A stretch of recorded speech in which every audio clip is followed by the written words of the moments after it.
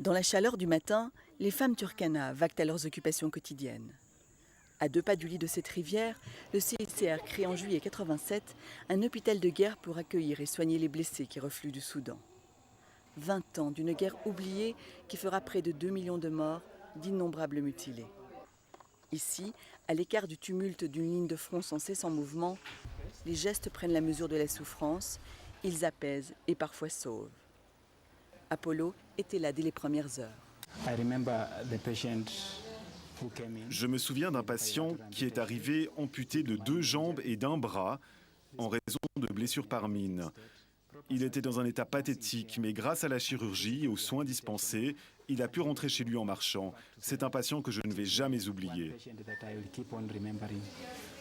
Au pire du conflit, cet hôpital de campagne a une capacité de plus de 700 lits. Les équipes de chirurgiens opèrent non-stop. Chirurgie de guerre et orthopédie sont indissociables, ils permettent aux patients de retrouver leur dignité. À la veille de la fermeture de l'hôpital, on s'abandonne à la confidence. Oui, c'est un hôpital qui est unique au monde, d'avoir un hôpital qui est dédié à la chirurgie, aux blessés de guerre.